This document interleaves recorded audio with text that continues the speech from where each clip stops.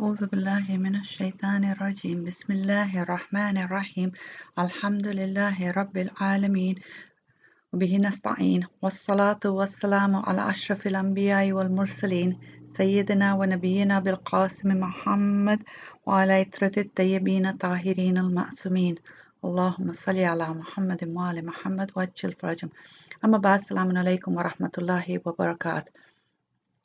We're starting a new series called Thinking It Through, Qiyamah. This is the last of the series on Thinking It Through. We've already looked at Tawheed, Adala, Nabuwa, Imama, and now we're looking at Qiyamah to finish the series off. And we're doing this in honor of Imam Hassan alayhi salam, whose Shahada we will be commemorating in a few days' time, inshallah. Now, why have we chosen this series on looking at Qiyamah in honor of Imam Hassan alayhi salam? Imam Hassan alayhi salam is well known for the signing of the peace treaty with Muawiyah. Why did he do this? He must have known that Muawiyah would not abide by this peace treaty. So why do it? Some of the historians have said that he did it in order to show the true colours of Muawiyah. But I think it's more than that. I think as with all Imams, as with all the Aima, Imam Hassan alayhi salam did what was required of him at that time. And at that time, it was required for him to keep peace because he didn't have enough followers in order to stand up against Muawiyah. It's sincere followers. And if he had, Islam would have been destroyed. That was not the time to stand up and fight. That was the time to try to bring about peace, to try to bring about unity as much as is possible within the Muslim world. And I think it's only possible to be able to do the right thing at the right time if we know that there is going to be an overall justice. If we do something and we're constantly being trodden over, constantly being mistreated, constantly being treated like, as if we don't matter, then what we will tend to do is react. And we will not behave and act in the way that Allah wants us to do, but we will react to the other person's action towards us. And what Qiyamah does is it allows us to know that there is going to be a hereafter where we will be compensated for all the hurt and everything that's happened to us. And also the other person will be held accountable for what they've done to us as well. So in order to bring justice, in order to truly believe that there is justice, then Qiyamah has to exist. And if you have yaqeen that Qiyamah exists, then we will not be pushed into reacting to situations. We will always act in the best possible way because we know that Allah is watching and He will recompense us for everything that we're having to go through.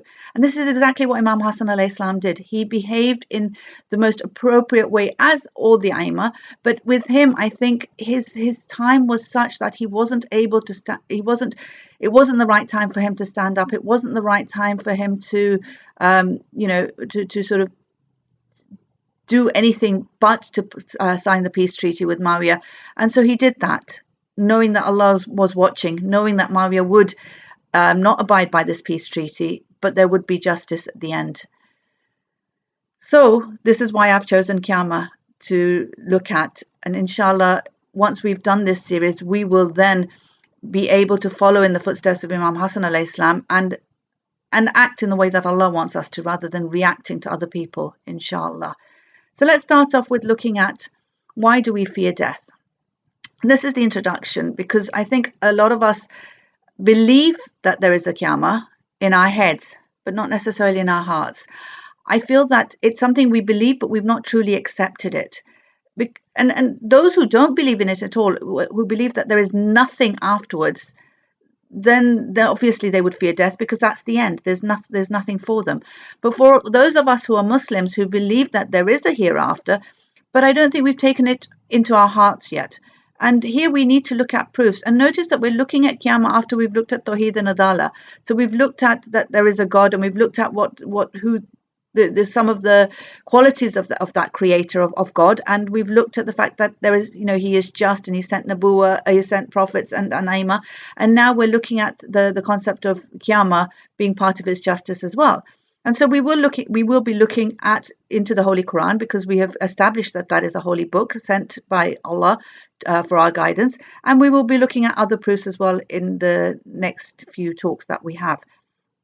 So one of the reasons why people obviously do not fear death is because they feel that they believe that there is nothing afterwards. Another reason is because we're attached to this world. We hold onto things in this world. We allow them to enter our hearts. We're so in love with things. And here Imam Ali al-Islam gives us a beautiful explanation of what zuhud is, where we detach ourselves from the earth. He says zuhud is not that you do not possess anything, but that nothing possesses you. And what he's actually saying is that we hold it in our hands. We use it in order to move on our journey, because in this world we need possessions, we need people, we need physical things, we need lots and lots of things that allow us to move on our journey. But we shouldn't allow those things to possess us. We shouldn't allow those things to enter our hearts. We may love people, but those loves that we have are not the end. That love that I have for another human being is an extension of my love for Allah. The only thing that I have in my heart is the love of Allah. So I love my husband because Allah has told me to. I love my children because Allah has told me to. I love my parents because Allah has told me to. I love my friends because Allah has told me to. I love my community because Allah has told me to. I love mankind because Allah has told me to. And in this way, then whatever I have, whether it's people in my life or whether it's possessions, which I will use in the way that Allah expects me to use them, in the way that will allow me to get closer to Allah. And in this way, then I will never have need for anything other than Allah, and everything else I will use within dunya in order to move towards Allah. It's like, and it's not that I have to abandon everything. In fact, I need things in dunya. So, for example, it's like a boat. It needs the water in order to sail. But if the water enters the boat, then the boat sinks. In the same way, I need the world in order to move on my spiritual journey. But if I allowed anything in the world to enter my heart, then I will sink. So it's realizing that I need to use everything in order to get to Allah. Everything should be a means to getting to Allah. The problem is when I make that means the end.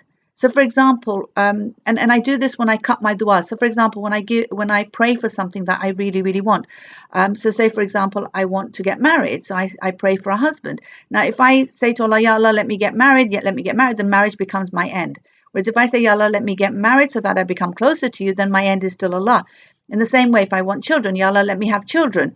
Again, the children become my end. Whereas if I say, Ya Allah, let me have children so that I can bring them to be the Ansar of the Mahdi, Ajalallah Farajam. Oh, Ya Allah, let me have children that will bring me closer to you. Then again, my end remains as Allah and not the thing that I'm asking for. So whenever we get caught up in something in the world, even if it is halal, it can actually hinder our growth. It can hinder our movement towards Allah.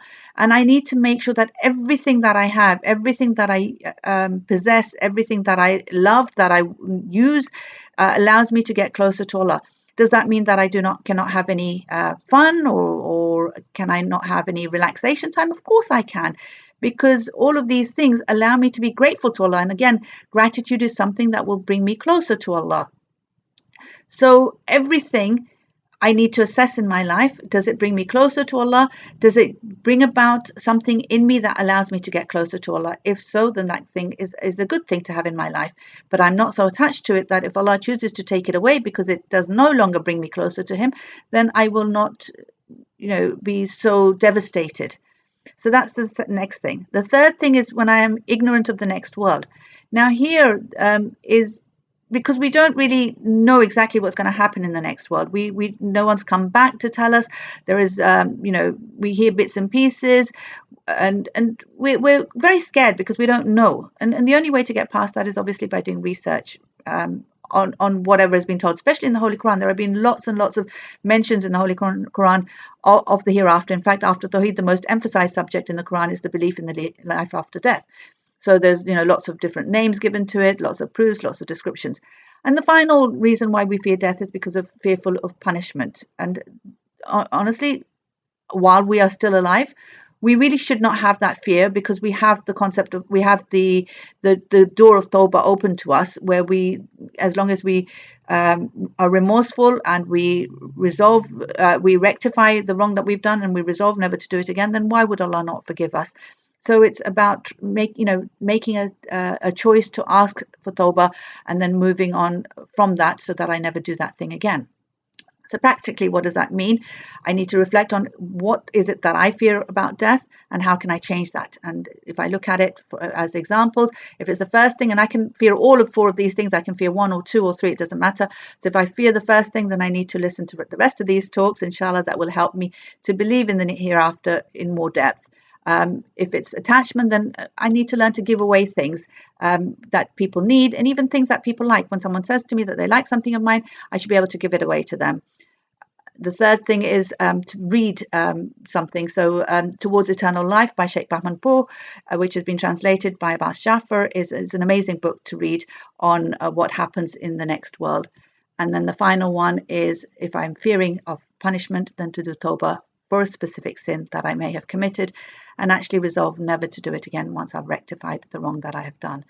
Inshallah, with this we can move forward, and join me tomorrow, inshallah, to look at Qiyamah and the proofs of Qiyamah, inshallah. Wassalamu alaikum wa rahmatullahi wa barakatuh.